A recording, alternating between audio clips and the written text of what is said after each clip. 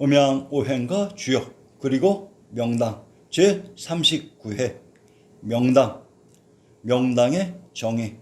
자, 우선 위키백과사전에 실린 명당의 정의와 조건들을 살펴보고 여러분들에게 이 명당이라는 정의가 내려진 실제의 지형을 보여드릴 것입니다. 명당은 밝은 집터라는 뜻으로 풍수지리상의 좋은 입지를 말한다. 풍수지리 사상에서는 이곳에 집을 짓거나 묘를 쓰면 좋은 일이 일어나고 후손까지 복을 누릴 수 있다고 믿었다. 길지라고도 한다. 예로부터 한정된 명당 지역을 차지하기 위해 산성 등의 문제가 발생하기도 한다.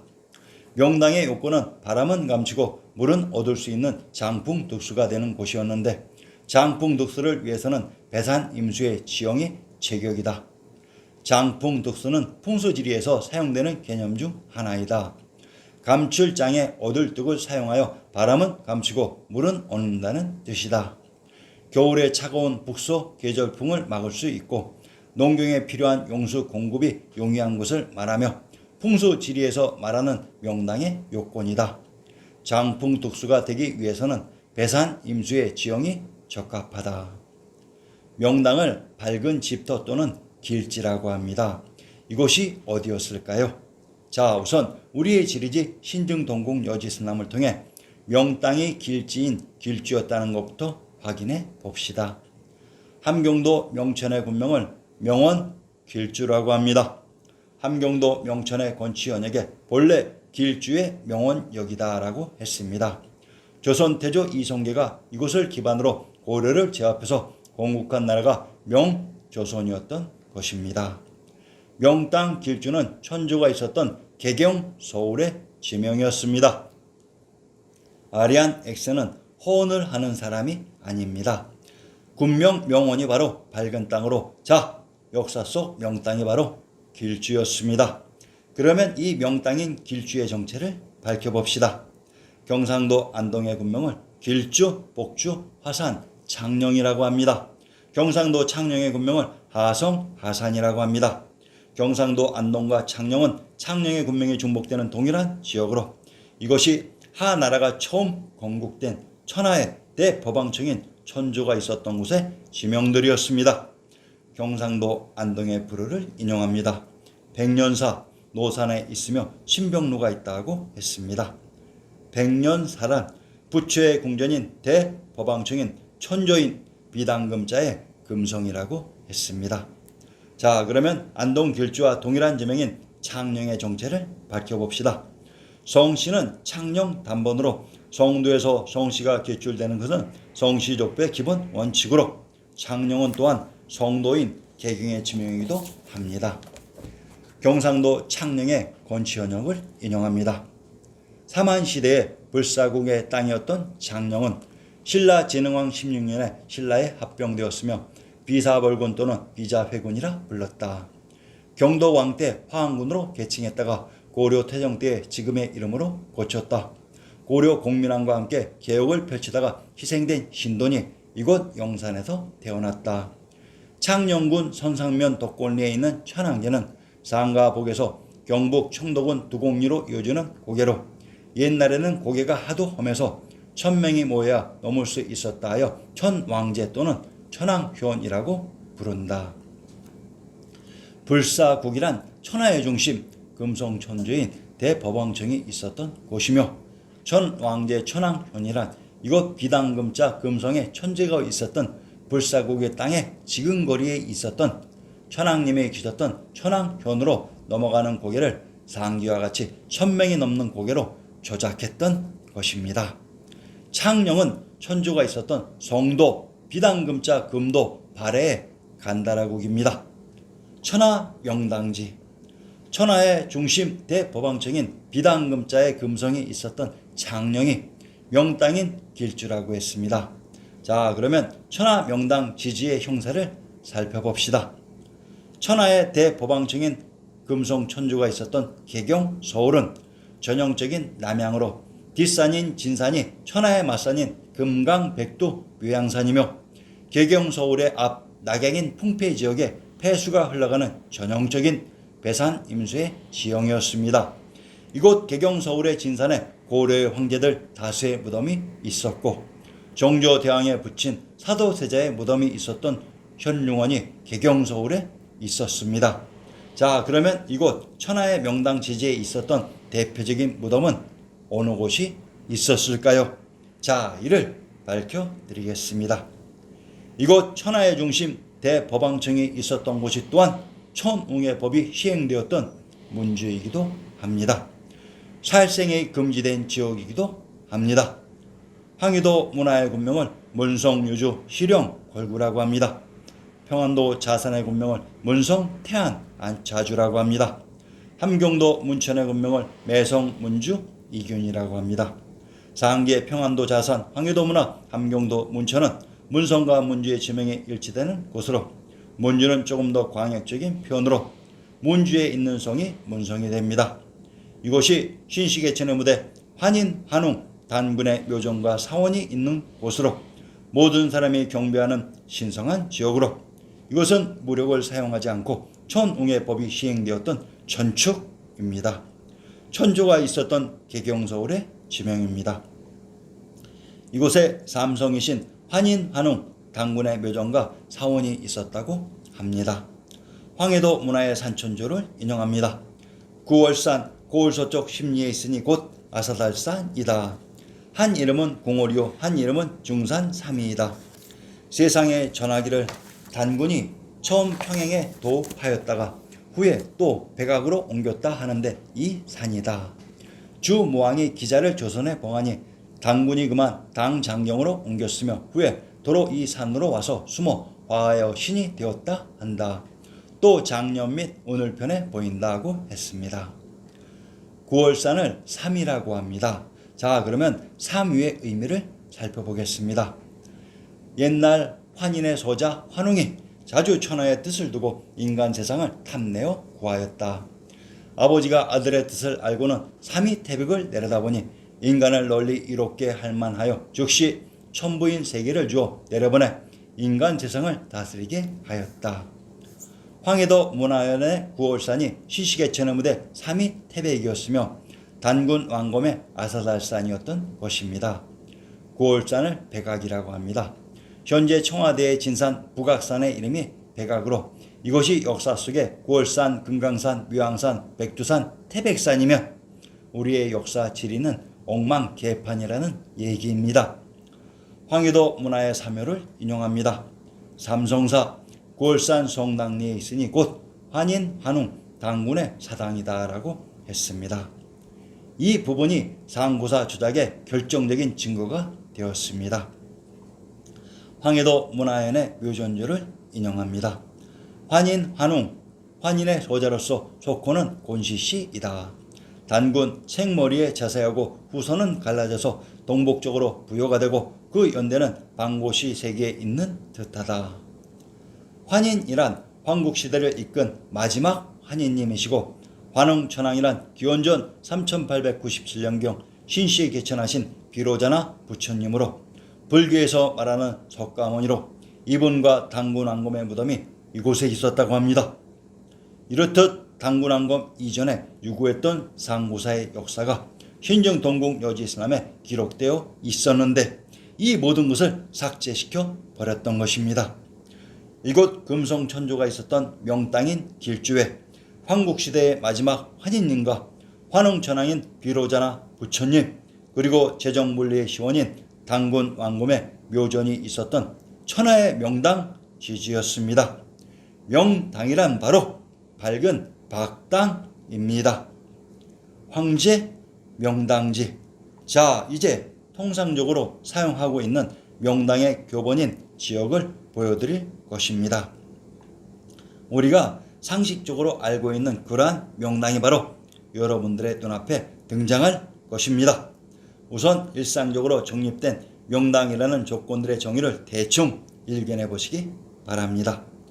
건물과 장풍, 둑수. 풍수라는 말은 바람을 맞고 물을 얻는다는 뜻인 장풍, 둑수를 줄인 말로 생명을 불어넣는 지기를 살피는 것이다.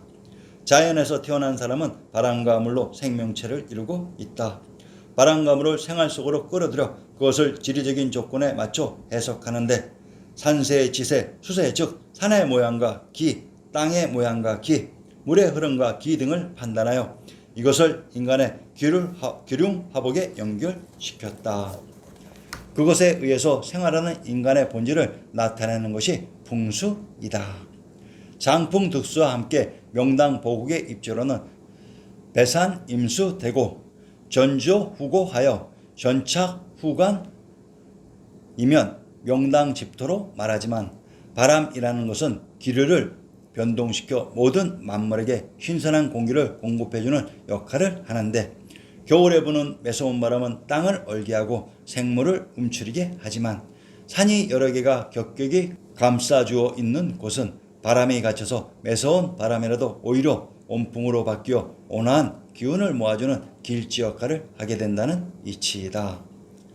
집터를 가리는 양택풍수에서는 묘지를 고르는 음택풍수와 방향에 대한 표기를 약간 달리한다. 북쪽은 감, 동북쪽은 간, 동쪽은 진, 동남쪽은 손, 남쪽은 이, 서남쪽은 곤, 서쪽은 태, 서북쪽은 곤으로 부르며 각 좌향마다 가족들이 배속돼 있다.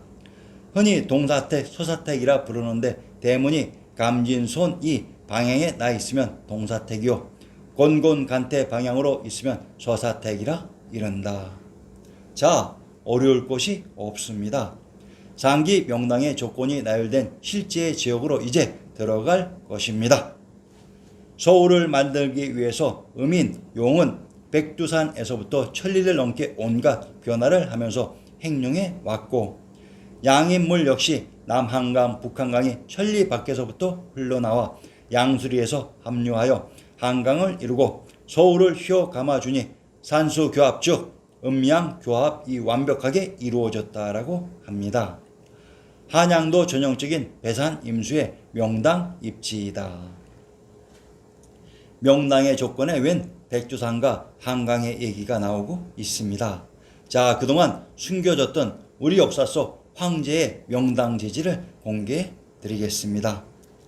상기의 그림이 명당 지지의 정석이라고 합니다.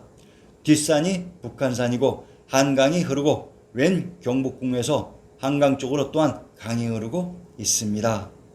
낙산이란 낙양에 있는 산이 낙산이라고 했습니다. 자, 이 모든 조건들이 있었던 실제의 황제의 명당 지지로 들어가겠습니다.